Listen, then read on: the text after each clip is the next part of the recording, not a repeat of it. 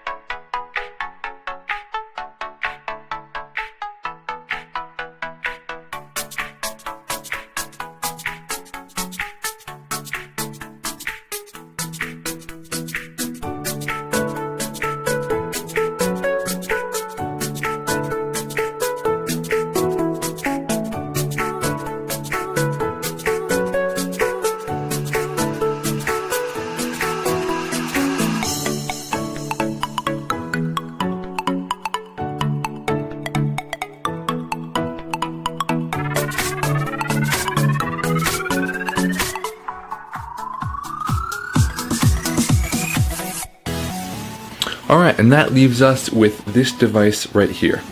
So let me walk you through how it all works. So there's really only one major thing you need for this build to get it to work, and that is 2 lighters. So basically what I did was strip the lighters completely apart, emptied out the butane, and emptied out everything else that's inside. mainly the fuel stopper right here. This is basically to limit the amount of butane that comes out of the lighter at once so you don't get a massive flame. But in this case we want a massive jet of liquid. So yeah, that has to come out. Then it was as simple as gluing the two together and putting the lighters back how they were. Basically screwed back in the nozzle and then attached the lever arm back on and attached a binder clip to the top right here to create a lever arm to kind of extend out the two push button levers that the lighters come with out to my wrist, so I'm able to trigger it just kind of like Spider-Man would with a flick of a wrist. I can shoot out webs just like that. And then of course to attach it to my wrist I used some Velcro straps, just kind of glued them on the back here so it can fit around my wrist just like this, nice and tight. And then to make it look good I added some carbon fiber tape around the outside to give it a little bit more of a professional look. And I kept the lighter flint wheels on just for aesthetic purposes. I don't know, I think it kind of looks cool. Oh yeah, and one last thing I did was to cut away a little bit of the carbon fiber vinyl and to expose some of the lighter underneath. This way I can see how much fuel is left. You can see inside to the lighter and lets you know how much ammo you got left. That is basically it for the mechanics of how this works. So that brings us to the solution to fill these with. Basically all this is soap and water. I found the more soap you add, the more foam effect you'll get with the webs. You can also add a little bit of food coloring or marker ink if you want to give the webs a little bit of color. But if you want an easy cleanup, probably no color is best. So basically all that's left to fill this up is to take a syringe, fill up the liquid, once again unscrew these nozzles right here, stick the syringe in, fill it up, put the nozzles back in, and then to give it a little bit of pressure I actually used some butane fuel, just kind of stuck it down in there. You don't need much at all because butane is actually lighter than the solution that we put in here, so when you shoot it out it always stays up in this top part here and always keeps expanding, so you don't actually end up shooting butane out of here, you just shoot out your solution.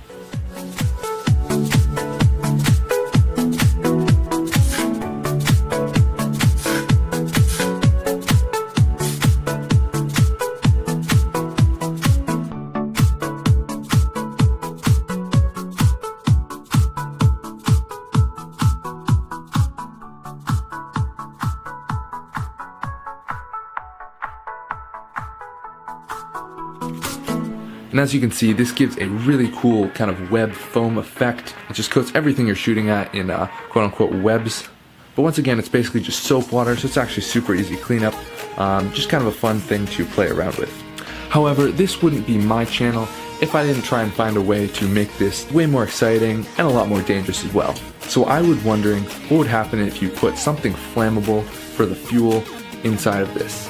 So I went and got some rubbing alcohol and grabbed one of my old devices that I made in a previous video. This is my wrist flamethrower bracelet. Some of you may remember it. Here's just a quick recap of what it looked like and what it did.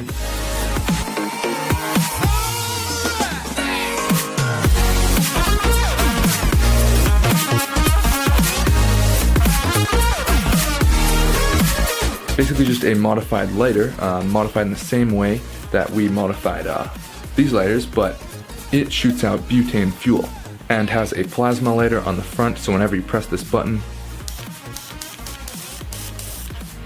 a spark jumps right in front of the burner, gas shoots out and ignites. But I thought it'd be really cool to fill this with liquid fuel instead and see what type of difference you could get. So I went ahead and filled this up with some rubbing alcohol and a little bit of butane just to add some pressure, and here's what I got.